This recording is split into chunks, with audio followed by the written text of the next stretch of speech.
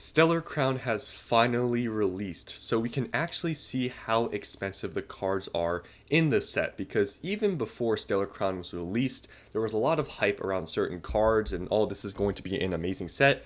Well, today we can actually compare Stellar Crown to other Scarlet and Violet main sets to see how it compares. Now, obviously, Stellar Crown just released, so the prices are going to be pretty volatile within probably the first month of the set being released because of just demand, pull rates, and all these other things determining how expensive the cards are. So looking at it from the first day being released is probably not the most accurate information I can give you because these prices are probably going to change a lot within a month here. But I thought it'd be interesting just to see, as it's been released, how this set compares to other Scarlet and Violet sets.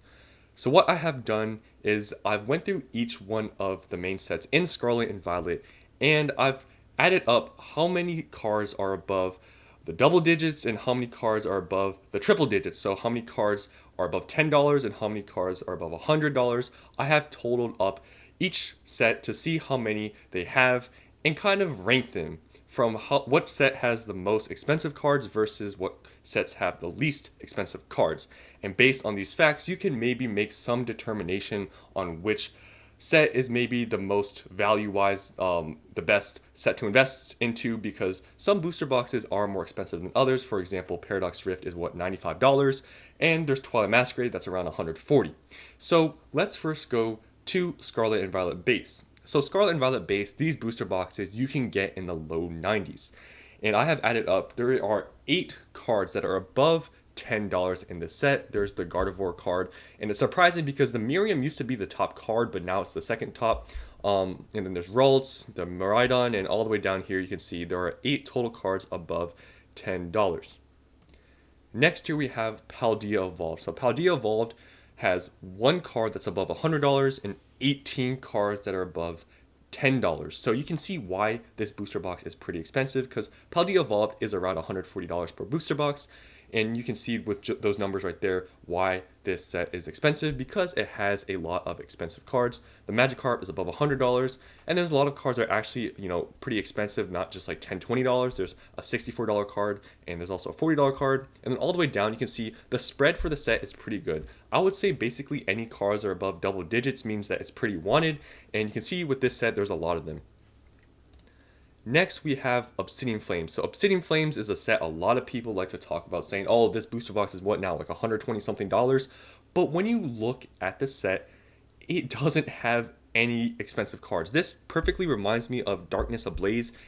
Darkness Ablaze, if you don't know, right now is around $150. A lot of people are talking about it, but there just isn't any cards in the set that is very wanted, where in the future, it's really, one of those things where, yes, the box is going to get somewhat expensive maybe in the short term, but long term, no one's really going to want this in terms of, there's no expensive chase cards. And that's what people are pretty much looking for in the future in artwork. And this set really doesn't have it. And the booster boxes right now being $120, I think is not really a good pickup. If you could have gotten these at around $90, which you could have, then maybe it'd be, okay, it's a Charizard set, whatever. But other than that, this set only has 4 cards in the double digits. That's terrible. And this box is at $120. So automatically right now, this is a terrible pickup in my opinion if you want to buy a booster box of Obsidian Flames. But next here we have Paradox Rift. Now Paradox Rift is somewhat of a sleeper. This set has a lot of cards above $10. It actually has the most out of any set, pretty much tied with Palia Evolved, but it has 18 cards above $10, but there is no super expensive card. Yes, the Roaring Moon's is like $50, the Groudon's around there too, but other than that, there's no really expensive card that's like in the high, 90s or 80s or even above 100, but it has a lot of cards that are above $10, which is nice to see. And this set specifically, Paradox Rift, has booster boxes around $95. So it could be a pretty good value wise in that way, because it has 18 cards above $10 and the booster boxes are pretty cheap. They're not like $95. It's been released for about a year now, so honestly that could be a very good pickup. Next here we have Temporal Forces. Now Temporal Forces I have 6 booster boxes of, and I picked this set because I just think it's better than Paradox Rift, and I was able to get the booster box for basically around the same price as Paradox Rift. The difference between Temporal Forces and Paradox Rift, in my opinion, are the top cards. I just feel like the artworks and the prices you can see here Temporal Forces has way more expensive cards. On paper, Temporal Forces has 17 cards in the double digits, but if you look at the top cards, they are way more expensive in Temporal Forces than Paradox Rift, and I just think the artwork's a lot better. But 17 cards above $10 is pretty good. You can still get cases of Temporal Forces for around $600. So I think that's a great pickup still as it is now, and I just think Temporal Forces is better than Paradox Rift, but that's just my opinion. Next here we have Twilight Masquerade. Now, Twilight Masquerade is very good. Now, a lot of people, there's a big debate and a big, I think not Temporal Forces, but Twilight Masquerade is kind of like polarizing. Some people saying this is just a crazy overrated set. Other people saying it's very good.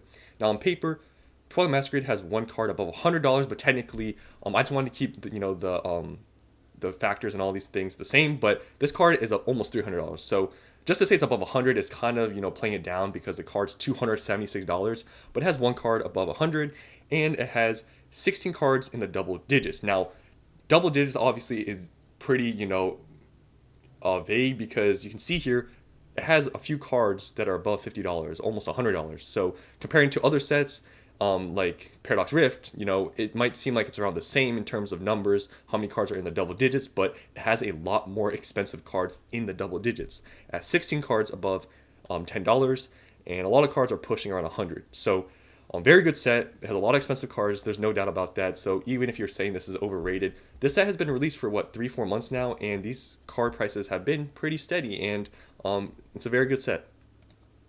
Lastly, Stellar Crown. Now, I don't know if this was somewhat surprising to me or not, but the spread of Stellar Crown in terms of prices is not that bad and actually pretty good stacked up against other Scarlet and Violet sets. So there is one card above $100, which is the Terapagos. I wasn't surprised to see this card being this expensive, but I was surprised to see this Lacy card at $90. Like, I wasn't expecting it to be that expensive, but there are 11 cards above $10 in the set. So that spread honestly isn't that bad. At least there's like a couple of cards that are pretty high up there, near 100 for this card and above 100 for the Terapagos, because if you look at some other sets, some don't really have a huge chase card, and at least this set, as it looks, has one. So now ranking them, how expensive the cards are, how many expensive cards are on each set, I have put Twilight Masquerade as number 1. It has one card above 100, 16 cards above 10, lots of expensive cards. Twilight Masquerade, in my opinion, is number 1. Next is Palia Evolved. Palia Evolved has one card above 100, 18 cards above $10. This is a very good set. It has a lot of strong cards that are very expensive, so Palia Evolved is number 2. And at number 3, I have put Stellar Crown. Now, this might be surprising, and like I said, these prices are very subject to change, but as it is right now, it has one card above 100, 11 cards above 10. I think this is probably around the third set in terms of most expensive cards. I think this is pretty fairly rated. Next is Temporal Forces. I think Temporal Forces is better than Paradox Rift, even though Paradox Rift has one more card that is above $10. This has more expensive cards. The artwork is better in my opinion, so Temporal Forces is number 4. Then at number 5 we have Paradox Rift. Paradox Rift has 18 cards above $10. Pretty decent set, but I think Temporal Forces is better. And then next on the list, we have Base. And this might be kind of surprising, but Base has 8 cards above $10. And these booster boxes you can get for the low 90s. And I just think that this is a pretty decent set. It has the Miriam card. It has some other nice artworks. I honestly feel like this is better than Obsidian Flames, which is the last set in my opinion, which I feel like, it's just not a very good pickup. And also it has the least amount of expensive cards in it. And these booster boxes at $120, I think is really not a good pickup. So those are my rankings, and that's what I think about each of these sets. Hopefully you guys enjoyed all these facts that I brought you today, and I'll see you guys on my next video.